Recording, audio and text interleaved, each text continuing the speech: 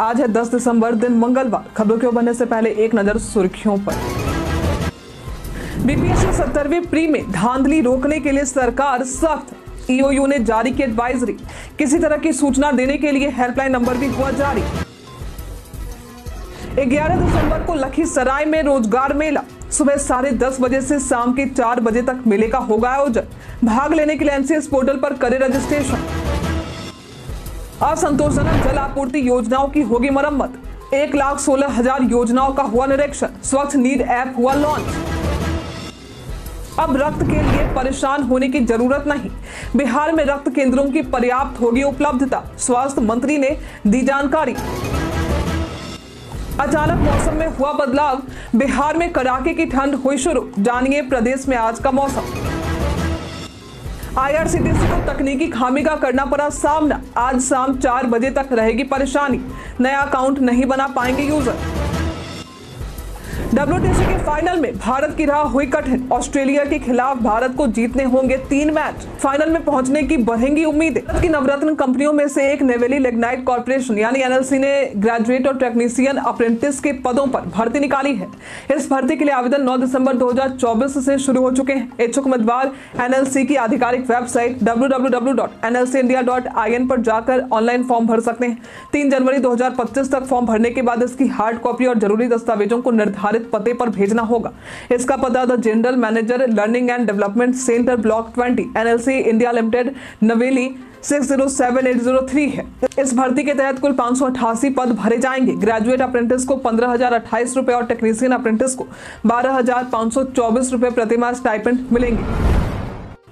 बिहार लोक सेवा आयोग की 70वीं प्री परीक्षा में धांधली को रोकने के लिए आर्थिक अपराध इकाई ने एडवाइजरी जारी की है। इसमें कहा गया है कि साइबर अपराधी और असामाजिक तत्व फर्जी कॉल्स और सोशल मीडिया के जरिए अफवाहें फैला सकते हैं। ऐसे में अगर किसी को परीक्षा के प्रश्न पत्र या उत्तर पत्र के बारे में गलत जानकारी मिलती है तो उसे सतर्क रहना चाहिए और तुरंत नजदीकी थाना या साइबर थाना को सूचित करना चाहिए। परीक्षा से संबंधित अफवाहों को आगे ना बढ़ाएं और वायरल हो रही किसी जानकारी की रिपोर्ट तुरंत संबंधित पुलिस थाने में कर दें। इसके अलावा साइबर ठगी से बचने के लिए आर्थिक अपराध इकाई को सूचना देने के लिए हेल्पलाइन नंबर 1930 और ईमेल आईडी sp-bih@gov.in या cybercell-bih@nic.in पर जारी हुई है। इन दिनों स्कूली बच्चों के लिए अपार आईडी बनाने का काम चल रहा है, जो छात्रों की शैक्षणिक प्रगति को ट्रैक करने में मदद करेगी। ये आईडी प्रत्येक छात्र के शैक्षणिक इतिहास का विस्तृत रिकॉर्ड तैयार करेगी, जिससे कोर्स, अंक, सर्टिफिकेट और अन्य उपलब्धियां शामिल होंगी।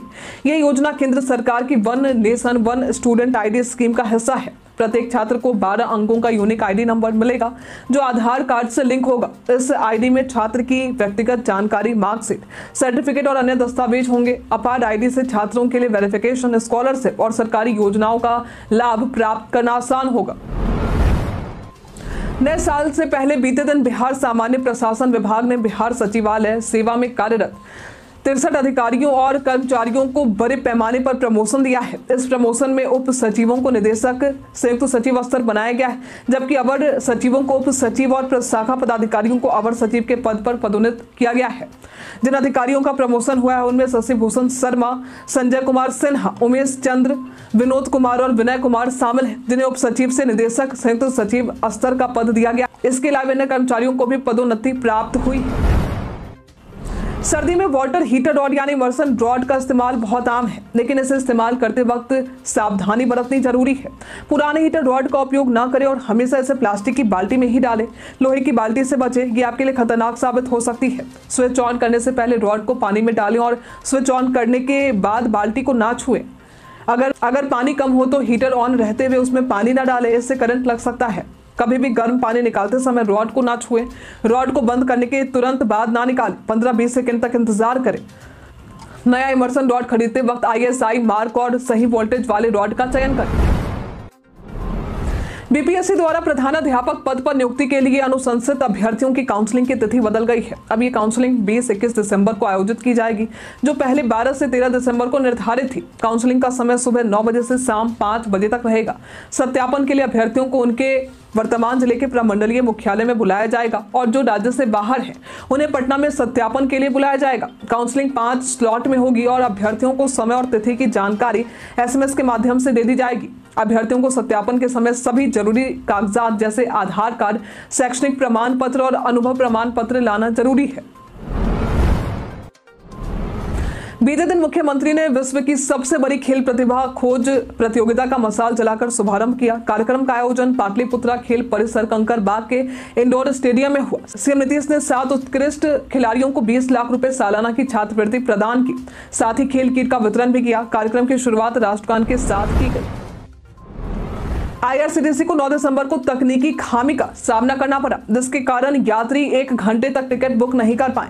हालांकि सेवाएं अब बहाल हो चुकी हैं, लेकिन कुछ अस्थायी प्रतिबंध लगाए गए हैं। 9 दिसंबर की शाम 4 बजे से 10 दिसंबर की शाम 4 बजे तक IRCTC पर नया अकाउंट बनाना और मौजूदा अकाउंट का पासवर्ड रीसेट करना संभव नहीं होगा। ये समस्या खासतौर पर तत्काल टिकट बुकिंग के दौरान आई, जिससे यात्रियों में असंतोष फैल गया और सोशल मीडिया पर शिकायतें बढ़ गई। फिलहाल वेबसाइट और ऐप चालू है, लेकिन प्रतिबंध जारी रहेगा। IRCTC ने इस व्यवधान के कारण का स्पष्ट रूप से उल्लेख नहीं किया है। अगर आप बेरोजगार हैं और नौकरी की तलाश कर रहे हैं तो आपके लिए एक शानदार मौका है। लखीसराय के नया बाजार स्थित KRK+2 हाई स्कूल मैदान में 11 दिसंबर को एक रोजगार मेला आयोजित किया जाएगा, जिसमें श्रम संसाधन विभाग और जिला नियोजनालय की भागीदारी होगी। ये मेला सुबह 10:30 बजे से शाम के 4 बजे तक चलेगा, जिसमें 8वीं से लेकर ग्रेजुएट, डिप्लोमा धारक और अन्य योग्यताधारी युवाओं को नौकरी के मौके मिलेंगे। इस मेले में बड़ी और स्थानीय कंपनियां जैसे MRF, TVS, नाथ पब्लिक स्कूल और अन्य शामिल होंगे। इच्छुक उम्मीदवारों को www.ncs.gov.in पोर्टल पर पंजीकरण कराना होगा। यह आयोजन स्थल पर पंजीकरण की सुविधा भी उपलब्ध होगी। बिहार में पटना के अलावा भागलपुर, गया, मुजफ्फरपुर और दरभंगा में मेट्रो परियोजना शुरू करने की योजना जारी है। मेट्रो परियोजना का पहला फेज अंतिम चरण में है और इसे 15 अगस्त 2025 को शुरू किया जाएगा। भागलपुर में भी मेट्रो परियोजना को मंजूरी मिल गई है, जहां 2 कॉरिडोर पर 22 मेट्रो स्टेशन बनाए जाएंगे। पहले कॉरिडोर में सबौर से नाथनगर तक 16 स्टेशन होंगे, जबकि दूसरे कॉरिडोर में स्टेशन चौक से जगदीशपुर तक 6 स्टेशन होंगे। निर्माण कार्य अगले 6 महीने में शुरू होने की उम्मीद है। परियोजना में पर्यटन स्थलों को मेट्रो से जोड़ने की योजना भी है, जैसे मंदार हिल और अजगैबी नाथ मंदिर। अधिकांश जमीन सरकारी होंगे, जिससे परियोजना में कम परेशानी आएगी। बिहार में गंगा नदी में पाई जाने वाली डॉल्फिन अपने अस्तित्व के संकट से जूझ रही है। अवैध शिकार, बैराज, बांध और नदी में हो रहे निर्माण कार्यों से उनकी संख्या में कमी आई है। डॉक्टर रविंद्र कुमार सिन्हा, जिन्हें डॉल्फिन मैन कहा जाता है, उन्होंने बताया कि निर्माण कार्यों के कारण डॉल्फिन को खतरा है और वे अक्सर अन्य क्षेत्रों में पलायन कर रही हैं। गंगा नदी में बांधों और बैराज के निर्माण से डॉल्फिन की प्रजनन प्रक्रिया पर असर पड़ा है, जिससे उनकी संख्या में गिरावट आई है। हालांकि बिहार में सुल्तानगंज से कहलगांव तक डॉल्फिन की संख्या ज्यादा है और इस क्षेत्र में विक्रमशिला डॉल्फिन सेंचुरी स्थापित की गई है। हर घर नल का जल आपूर्ति निश्चय योजना के तहत लोक स्वास्थ्य अभियंत्रण विभाग यानी PHE ने बंद या असंतोषजनक जल आपूर्ति योजनाओं की पहचान कर मरम्मत का काम शुरू किया है। मंत्री नीरज कुमार सिंह के अनुसार पेयजल मोबाइल ऐप के माध्यम से अब तक 1.16 लाख योजनाओं का निरीक्षण किया गया, जिनमें से 14,559 असंतोषजनक योजनाओं की मरम्मत हो चुकी है। 52,250 विभागीय योजनाओं का निरीक्षण किया गया, जिसमें से 2,088 योजनाओं की मरम्मत की गई और लगभग 95% योजनाएं अब कार्यरत हैं। साथ ही पंचायती राज विभाग से हस्तांतरित 68,000 योजनाओं में से 12,471 असंतोषजनक योजनाओं की मरम्मत भी की जा चुकी है। इसके अलावा स्वच्छ नीर ऐप लॉन्च किया गया है, जिससे नागरिक जल आपूर्ति से संबंधित शिकायतें आसानी से दर्ज कर सकें।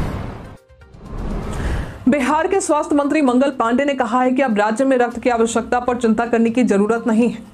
राज्य के 126 सरकारी और गैर सरकारी रक्त केंद्रों पर रक्त की पर्याप्त उपलब्धता सुनिश्चित की जा रही है।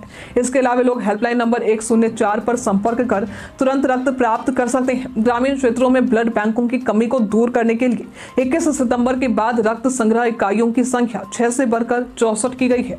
राज्य के विभिन्न जिलों में ब्लड डोनेशन कैंप लगाए जा रहे हैं और रक्त ट्रांसफ्यूजन वैन भी कार्यरत है।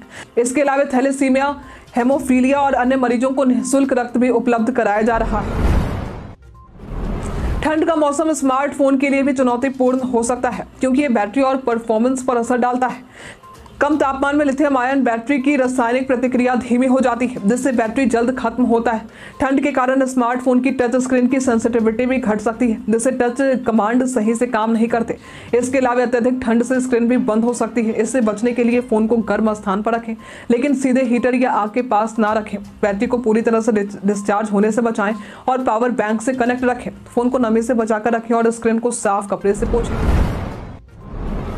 बिहार के सरकारी इंजीनियरिंग कॉलेजों में पिछले 4 वर्षों से करीब 30% सीटें खाली रहती रही हैं। 2020-21 से 2023-24 तक 44,593 सीटों में से 13,257 सीटें खाली रही। हालांकि मंत्री सुमित कुमार सिंह का दावा है कि 2024-25 में स्थिति बेहतर हुई है और अधिकांश सीटें अब भर चुकी हैं। उन्होंने बताया कि बिहार में 10 रुपए प्रति माह में इंजीनियरिंग और 5 रुपए में पॉलिटेक्निक की पढ़ाई होती है। इसके अलावा राज्य में इंजीनियरिंग कॉलेजों में छात्रों का प्लेसमेंट भी बढ़ा है, जहाँ छात्र 3 लाख से 38 लाख रुपए तक के पैकेज में नौकरी पा रहे हैं। बिहार में अब 38 जिलों में इंजीनियरिंग कॉलेज है और छात्रों के लिए रोजगार के अवसर भी बढ़ रहे हैं।